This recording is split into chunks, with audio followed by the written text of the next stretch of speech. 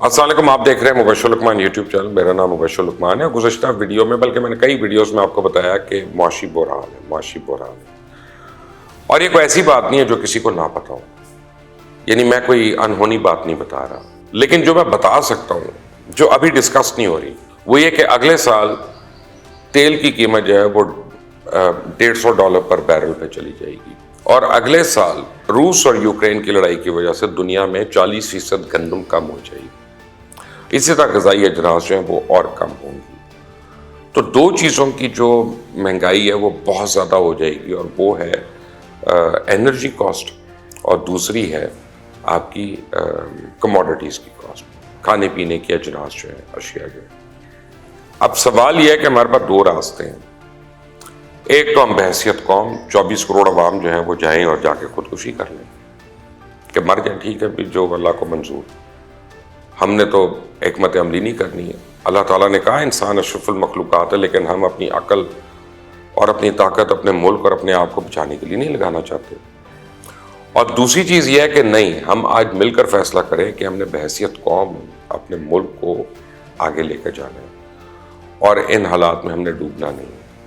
تو ہم نے اس سے نکل کے، تو میں آپ کو ایک اچھی بات بتاتا ہوں، بڑی انٹرسٹنگ بات بتاتا ہوں کہ کتنا مشکل کام نہیں ہے.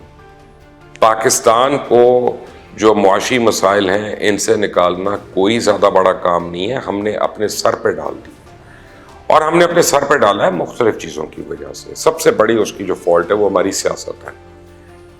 ہر سیاستدان کو پتا ہے کہ اس نے IMF سے کیا معاہدہ کیا، لیکن ہر ایک جو ہے اس کا ملبہ دوسرے پہ ڈالتا ہے. اور میں سب کی بات کر رہا ہوں، میں صرف عمران خان یا صرف شہباز شریف یا ان کو نہیں کہہ رہا، میں سب کی بات کر رہا ہوں. واحد آدمی جس کے ٹائم پہ IMF کو چھٹی کر دی گئی تھی اور پیک کر دیا گیا تھا اور کہا تھا چلے جاؤ یہاں سے، اب تمہارا ایک آنا نہیں ہم نے دینا، وہ جنرل مشرف کا دور تھا.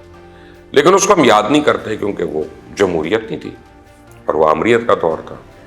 لیکن یاد رکھیں کہ جنرل مشرف کے دور میں IMF کو پیک اپ کر دیا تھا. ڈالر آپ کا 60 روپے پہ کتنے سال رہا تھا. آپ کا GDP جو تھا، گروتھ ریٹ جو تھا، وہ 6.5% سٹیبل تھا.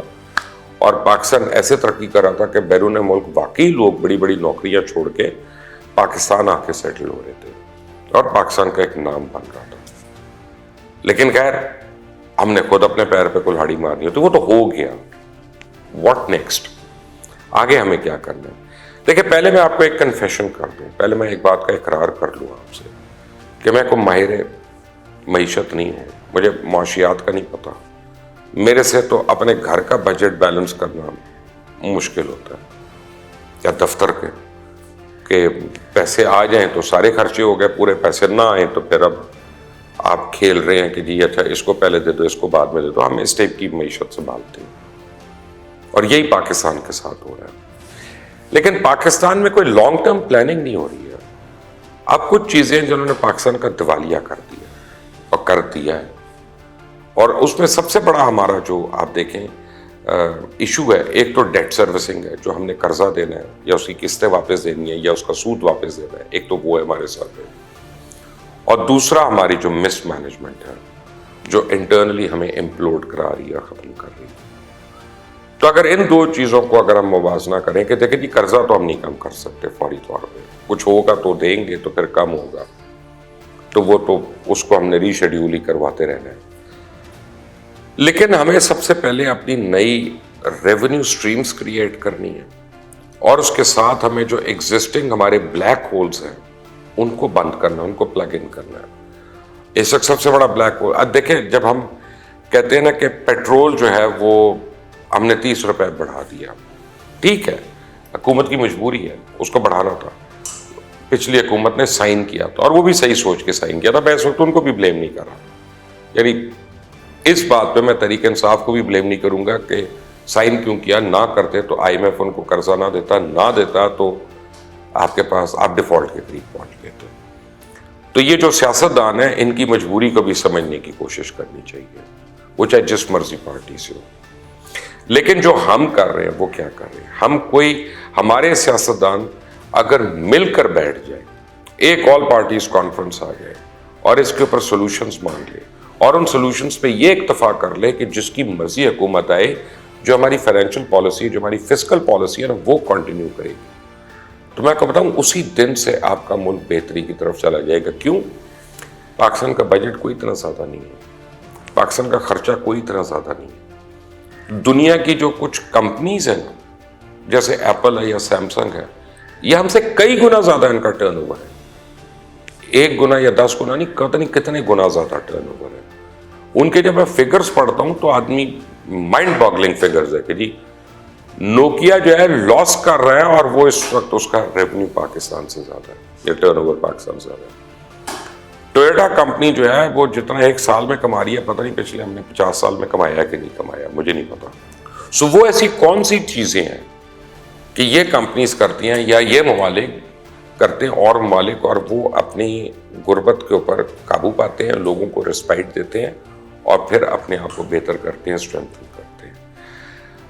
اب دیکھیں اگر آپ یہ پیٹرول کی قیمت کو لے لیں تو ایک میرے پاس کل ایک اسٹڈی آئی, مجھے دی ایک میرے دوست نے, وہ ہارورڈ کے اکانومسٹ ہیں, وہاں سے پڑھے ہوئے. انہوں نے کہا کہ 75% فیول جو ہے صرف گاڑیوں میں پڑتا ہے پاکستان میں, اور پوری بسیں, ویگن اور موٹر سائیکلیں جو ہیں ان کو ملا کر جو ہے وہ 25% بنتا ہے. تو اگر تو یہ فگر صحیح ہے پھر تو حکومت کے لیے بڑا آسان ہے کہ وہ گاڑی والوں کے لیے, کار والوں کے لیے بے شک 10 روپے اور بڑھا دے, لیکن جو ویگن میں ٹریول کرتے ہیں اور جو موٹر سائیکل پر ٹریول کرتے ہیں ان کے لیے کم کرتے ہیں, ان کے لیے مت بڑھائے. اس سے ریونیو تو آنا نہیں اتنا, لیکن اس کا امپیکٹ بہت زیادہ ہے. اس سے چوریاں شروع ہونی ہیں, ڈاکے شروع ہونی ہیں, کسب پرسی شروع ہونی ہے, اس سے لڑائی جھگڑے شروع ہونی ہیں, اس سے طلاقی ہونی ہے, بہت کچھ ہونا ہے اس سے. اسی طرح ہم جو الیکٹریسٹی کی مد میں چارج کر رہے ہیں, اب میری اپنی رائے یہ ہے کہ جو 1 کنال یا اس سے بڑے گھر پہ رہتا ہے اس کا بجلی کا بل ڈبل کر دے, چاہے وہ میرے گھر کا بل ڈبل ہو رہا ہے, لیکن جو 3 مرلے کے اندر رہ رہا ہے اس کی بجلی فری کر دے, اس بیچارے کو چھوڑ دے, اس کو مت فرق پڑنے دے اس سے, تو آپ کا ریونیو بھی پورا ہوگا بلکہ زیادہ ہوگا, اور آپ کا جو غریب عوام ہے وہ پسے گی نہیں اس میں. اور اس کا تعلق نون لیگ سے, پی ٹی آئی سے, پیپلز پارٹی سے, کسی اور جماعت سے نہیں, اس کا تعلق ہماری اپنی پلاننگ سے ہے, بحیثیت قوم کہ ہم ایک دوسرے سے بات کریں, بات کر کے ہم سولوشنز نکالیں. تو سولوشنز کوئی مشکل نہیں ہے. وہ مسدس حالی جو ہے نا, اس کا پہلا شعر ہے کہ کسی نے بکرات سے جا کے یہ پوچھا, بتا مرض تیرے نزدیک ہے مولک کیا کیا, کہا مرض نہیں ہے جہاں میں کوئی ایسا کہ جس کی حق نے کی ہو دوا نہ پیدا. تو کوئی ایسی بیماری نہیں ہے جس کا اللہ نے علاج نہ بنایا ہو, ہمیں ڈھونڈنا ہے, ہمیں وہ لے کر آنا ہے, ہمیں وہ نکالنا ہے. اب ایک اور بڑا ہمارا ایکسپینس ہے, وہ ہماری 5-6 جو ہماری اسٹیٹ اونڈ کارپوریشنز ہیں, کہ جیسے پی آئی اے ہے, اسٹیل مل ہے, ریلوے ہے, یہ ان کا اگر آپ سالانہ خسارہ نکال لیتے ہیں 1000 ارب ہے, 1000 ارب ہے. آپ جو پیٹرول کے اوپر بڑھا رہے ہیں یا بجلی کے اوپر 6 روپے بڑھا رہے ہیں, اس سے آپ کو 1000 ارب نہیں مل رہا. لیکن اگر آپ وہ بلیک ہولز ان کو بند کر لیتے ہیں, آپ ان کو یا پرائیویٹائز کر دیں یا آپ ان کا کوئی اور سولوشن نکال دیں, تو وہ اس سے 2 لاکھ لوگ متاثر ضرور ہوتے ہیں. لیکن ان 2 لاکھ لوگوں کو بھی گولڈن ہینڈ شیک دیا جا سکتا ہے اور ان کو پھر خدا حافظ کہا جا سکتا ہے تاکہ وہ بھی پسے نہ اور وہ بھی نہ مرے. لیکن 2 لاکھ لوگوں کو سنبھالنے کی وجہ سے ہم 24 کروڑ لوگوں کو یرغمال بنا کے بیٹھے ہوئے ہیں. اور اس کے بھی سولوشنز ہیں, سیکنڈری سولوشنز ہیں, کیونکہ ویڈیو کا ٹائم تھوڑا ہوتا ہے تو میں آپ کو ایک کمپنی کا بتا دوں, جیسے پی آئی اے ہے, کہ پی آئی اے کے لاسز اب 50 بلین پہ گئے پچھلے سال. اب پی آئی اے کے لاسز 450 بلین سے زیادہ ہیں. ایئر لائن جو ہے وہ 3%, 4% سے زیادہ پیسے نہیں کما سکتی پروفٹ پہ, جتنی مرضی وہ اچھی چل رہی ہو. تو اگر پی آئی اے اگلے 25 سال بھی پروفٹ میں چلتی رہے تب بھی اس کا 450 بلین کا جو خسارہ ہے وہ پورا نہیں ہونا. تو اس کا کیا طریقہ ہے, ایک دفعہ کڑوا کوٹ پیے, پی آئی اے 2 بنائیں, سارا خسارہ جو ہے اس کو پی آئی اے 2 میں ڈال دیں, اس کی لائبلٹیز وہاں پہ ڈالیں. پی آئی اے 1 کے اندر جو مین پی آئی اے اس میں ایسٹس رکھیں, نئے سرے سے چلائیں, لوگوں کی چھانٹی کریں, گولڈن ہینڈ چیک کریں. یا 16,000 لوگ ہیں 5,000 پہ لے کے آئیں, اس کو وائبرنٹ کریں, مثبت کریں, اور انڈسٹری ریلیٹڈ جو پروفیشنلز ہیں ان کو ہائر کریں. صرف یہ نہیں کہ یہ نون لیگ کا ہے, یہ پیپلز پارٹی کا ہے, یہ میرا دوست ہے, یہ پی ٹی آئی کا ہے, اس طرح سے جو پروفیشنلز ہیں ان کے. اور یہ میں آپ کو ایک کارپوریشن کا بتا رہا ہوں, تو یہ ساروں پہ ہو سکتا ہے. تو 1000 بلین آپ اس سے بچا سکتے ہیں. فیکٹ آف دا میٹر ہے کہ اگر ہم اپنی ایگریکلچر کو بوسٹ کرتے ہیں تو ایگریکلچر نے تو آپ کو 3 مہینے میں رزلٹ دینا ہوتا ہے, 4 مہینے میں رزلٹ دینا ہوتا ہے. اگر ہم پلان کر کے ایک قوم کی حیثیت سے ہم کہیں کہ جتنی خالی زمین ہے ہم نے اس پہ گندم لگانی ہے جی, اور وہ گندم پہ $1100 پر ٹن پہ اگر بکری ہے تو آپ سوچ رہے ریونیو کتنا آ رہا ہے, اور کیش کا آ رہا ہے, کوئی کریڈٹ نہیں, کوئی کچھ نہیں ہے.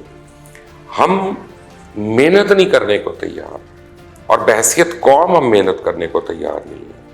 ہم ایک دوسرے کو بلیم ضرور کر رہے ہیں کہ میں عمران خان کو کر رہا ہوں, عمران خان شہباز شریف کو کر رہے ہیں, شہباز شریف آصف زرداری کو, آصف زرداری صاحب فوج کو, فوج ساروں کو. لیکن پرابلم ہے ہم میں سے کوئی ذمہ داری نہیں قبول کر رہا. اور ذمہ داری قبول کرنے کی پہلی نشانی کیا ہے کہ ہم یہ مانیں کہ ہمارے بازوؤں میں اتنی سکت نہیں ہے, ہمیں مل کر بیٹھنا ہے اور ایسی پالیسیز بنانی ہے جو اس ملک کو اور اس عوام کو نکال کر لے جائے. جس دن ہم نے یہ فیصلہ کر لیا, میں آپ کو فیکٹ بتا رہا ہوں کہ پاکستان 6 مہینے کے اندر انشاءاللہ اپنے اس کرائسس سے نکل جائے گا. ہم اگر ملے تھے, اکٹھے ہوئے تھے, تو ہم نے نیوکلیر بم بنا دیا. دنیا میں صرف 6 ممالک ہیں ہمارے علاوہ جو یہ کر سکے ہیں. اسی بجٹ میں, اسی پیسے میں, اسی میں سے کمیٹی ڈال کر, جیسے گھروں میں ڈالتے ہیں پھر فریج لے لیتے ہیں, پھر کمیٹی ڈالتے ہیں, پھر واشنگ مشین لے لیتے ہیں. تو بجٹ تو وہی تھا, پاکستان کا پیسہ تو وہی تھا, ادھار, اور پھر اس کی کیس. اسی سے ہم نے نیوکلیر بنا لیا, کیونکہ بھٹو سے لے کے نواز شریف تک ہر شخص نے یہ تہیہ کیا ہوا تھا کہ ہم نے نیوکلیر بنانا ہے.